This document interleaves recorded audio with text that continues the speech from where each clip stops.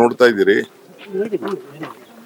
ನಮ್ಮ ಸಂಗಮ ವನ್ಯಜೀವಿ ವಲಯ ಅರಣ್ಯಕ್ಕೆ ಕಾವೇರಿ ದಟ್ಟಿನಲ್ಲಿ ಇರುವಂತಹ ಭೂಮಿಗೆ ನಮ್ಮ ರೈತರನ್ನ ರಕ್ಷಣೆ ಮಾಡಬೇಕು ಅಂತ ಹೇಳಿ ಹೆಚ್ಚು ಕಮ್ಮಿ ಒಂದು ಅರ್ಧ ರೈಲ್ವೆ ಬ್ಯಾರಿಕ್ ನ ಹಾಕಿದೀವಿ.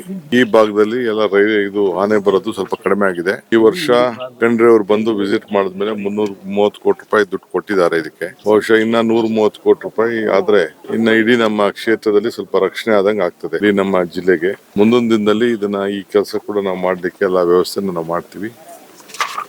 ಈಗ ನಮ್ಮ ಲೋಕೋಪಯೋಗಿ ಇಲಾಖೆಯಿಂದ ಕೂಡ 13 ಕೋಟಿ ರೂಪಾಯಿ ವೆಚ್ಚನ ನಾವು ತೆಗೆದುಕೊಂಡಿದ್ದೇವೆ. ಅದು ಪಾದರಹಳ್ಳಿಯಿಂದ ಬೋವಳ್ಳಿ ಅರಣ್ಯ ತಪಾಸಣೆ ಕೇಂದ್ರ ರಸ್ತೆ ಅಭಿವೃದ್ಧಿಗೆ. ಬಹಳ ಜನ ಇಲ್ಲಿ ನಮ್ಮ ಪಾದದಾರಿಗೆ ಎಲ್ಲ ಹೋಗ್ತಾ ಇದ್ದಾರೆ, ಮುತ್ತತ್ತಿಗೆ ಹೋಗ್ತಾ ಇದ್ದಾರೆ. ಇದೊಂದು ಐತಿಹಾಸಿಕವಾದಂತಹ ಸ್ಥಳ. ಇದು ಮುಂದಕ್ಕೆ ಇದು ಮೇಕೆದಾಟು ಆದಾಗ ಸ್ವಲ್ಪ ಆ ಮುತ್ತತ್ತಿ ಸ್ವಲ್ಪ ಒಂದು ಭಾಗ ಅದರಲ್ಲಿ ಮುಳುಗಡೆ ಆಗುವಂತ ಎಲ್ಲ ಅವಕಾಶಗಳಿದೆ. ಅದು ಕೂಡ ನಾವು ಅಭಿವೃದ್ಧಿ ಮಾಡ್ಲೇಬೇಕು. ಆ ಕೆಲಸ ಎಲ್ಲ ನಾವು ಮಾಡ್ತೀವಿ. ಸ್ವಲ್ಪ ಫಾರೆಸ್ಟ್ ಅವರು ಈ ಭಾಗದಲ್ಲಿ ಕಂಟ್ರೋಲ್ ಮಾಡಿ ಗಾರ್ಡ್ಗಳನ್ನೆಲ್ಲ ಹಾಕಿ ಸ್ವಲ್ಪ ನಿಯಂತ್ರಣ ಮಾಡ್ತಾ ಇದ್ದಾರೆ. ಇಲ್ಲಿ ಹಿಂದೆ ಎಲ್ಲ ಅರಣ್ಯದಲ್ಲಿ ಬೇಕಾದಷ್ಟು ತೊಂದರೆಗಳಾಗ್ತಿತ್ತು. ಈಗೆಲ್ಲ ಸ್ವಲ್ಪ ನಿಯಂತ್ರಣ ಆಗಿದೆ. ಅನೇಕ ಅಭಿವೃದ್ಧಿ ಕೆಲಸಗಳನ್ನ ಜೊತೆಗೆ ರಸ್ತೆಗಳು, ಬ್ರಿಡ್ಜ್ಗಳು, ಕೆರೆಗಳಿಗೆ ನೀರು ತುಂಬಿಸುವಂತದ್ದು ಇವೆಲ್ಲ ಯೋಜನೆಗಳನ್ನ ಇವತ್ತು ನಾವು ತೆಗೆದುಕೊಂಡಿದ್ದೇವೆ.